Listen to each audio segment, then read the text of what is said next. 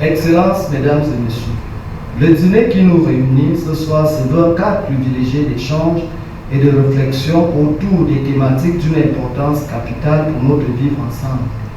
Parmi celles-ci, le rôle des jeunes en tant qu'artisans de paix, l'inclusion citoyenne des jeunes déscolarisés, leur participation au processus électoral, la communication et les stratégies avant, pendant, après les élections présidentielles, ainsi que la vigilance nécessaire face au financement extérieur susceptible d'ébranler nos institutions.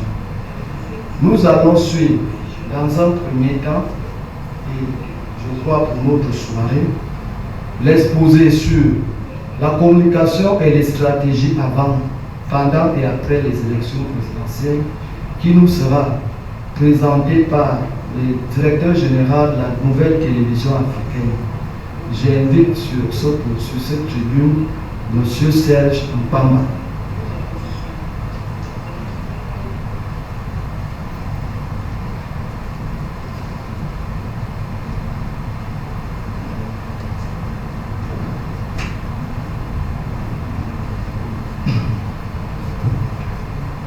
Bonsoir. Vous me permettrez, avant mon propos de ce soir, d'adresser nos reconnaissances à l'endroit, sinon vers M.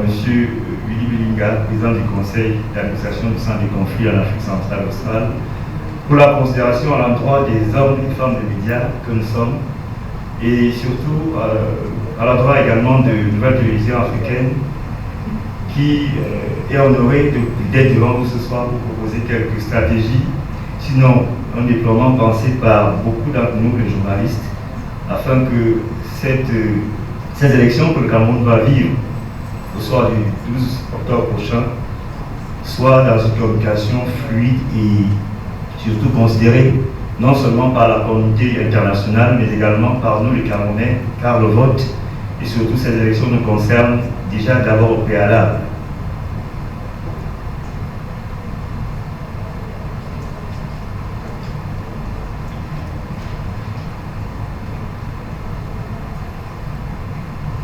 Mesdames, Messieurs, Excellences, l'élection présidentielle est un moment clé de la vie démocratique où la communication joue un rôle central dans la crédibilité du processus, la mobilisation citoyenne et la stabilité post-électorale.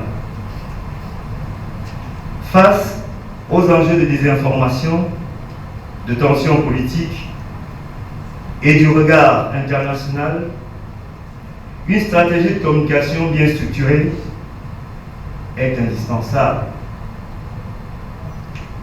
Nous, de Nouvelle Télévision africaine, par notre modeste voix, venons en ce soir pour proposer un cadre opérationnel en 3 temps. La première est la communication préélectorale qui, en toile de fond, vise la préparation et confiance. Le deuxième axe est la communication pendant le scrutin. On parlera de transparence, mais surtout de gestion de crise. Et en troisième et dernier temps, nous nous pencherons sur la communication post-électorale, avec, en toile de fond également, l'apaisement et la légitimité. Pour la communication préélectorale, qui vise la construction dans la confiance, les objectifs proposés ce soir sont informer sur le processus électoral, rassurer sur l'équité et la transparence, et engager les citoyens et la communauté internationale avec des stratégies clés telles que la communication institutionnelle unifiée. Pour un premier point, nous avons mis les messages coordonnés, compris entre le gouvernement, la CENI et les partenaires. Comme deuxième point, nous avons le porte-parole unique pour éviter la contradiction. Et en troisième dernier point, nous avons des conférences de presse régulières pour présenter les préparatifs. Et en petit b, nous suggérons une campagne d'éducation civique.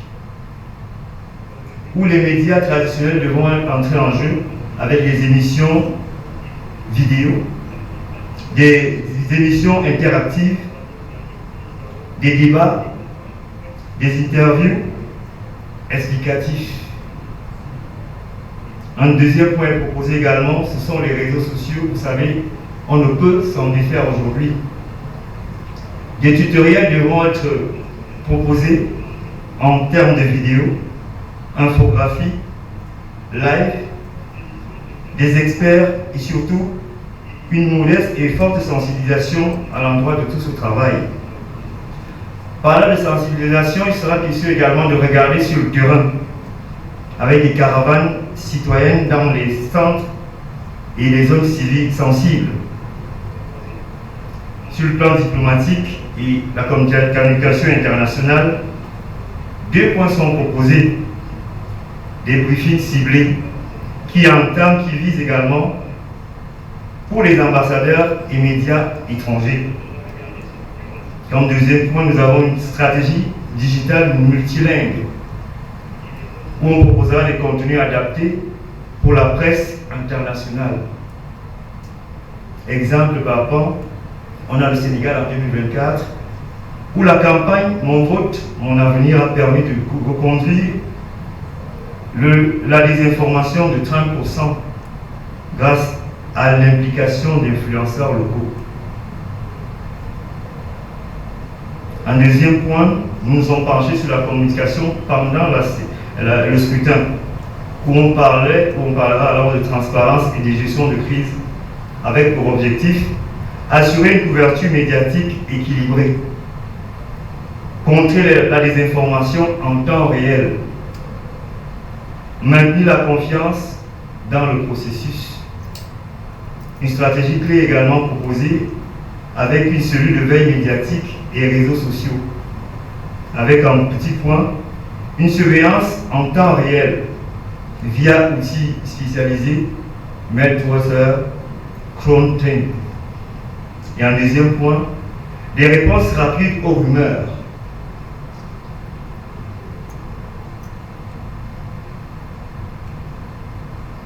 Via une plateforme officielle de fact-checking on devra voir sur laquelle, vrai ou faux, en temps réel, on aura la réponse.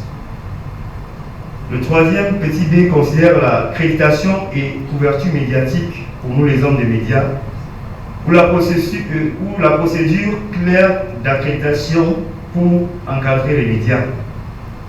La création des centres de presse régionaux pour une communication fluide, une communication sécuritaire avec des messages à présent sur les dispositifs de sécurité, des alertes officielles en cas d'incident pour éviter la spéculation.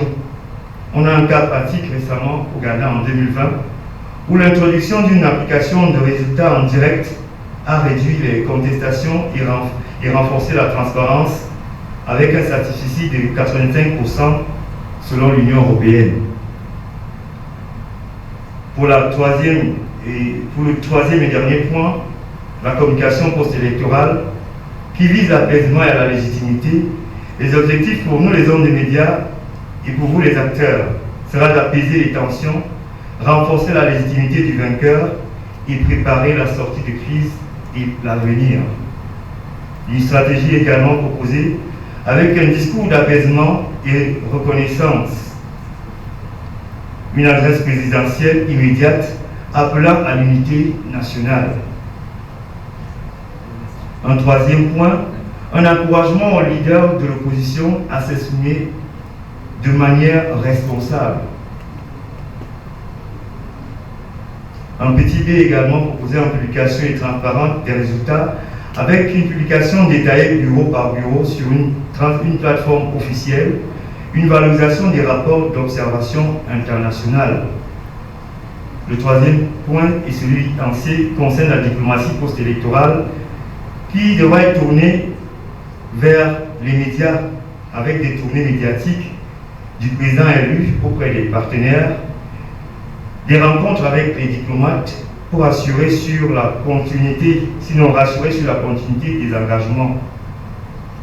Un exemple récent également, celui de la Côte d'Ivoire en 2021, où les dialogues régionaux post-électoraux ont permis d'inclure l'opposition dans des projets locaux de développement. Pour conclure, on devra parler de recommandations finales. Pour réussir cette élection, nous recommandons aux hommes et acteurs politiques, et surtout pour vous qui êtes là ce soir, la mise en place d'une task force média diplomatique pour coordonner les acteurs clés. Un portail unique d'information électorale, résultats, fake, vérification, calendrier, des partenariats avec des influenceurs locaux pour toucher efficacement la jeunesse. Une élection crédible se gagne aussi par des mots. La communication n'est pas un accessoire, mais un pilier pour alors de la démocratie. Je vous remercie.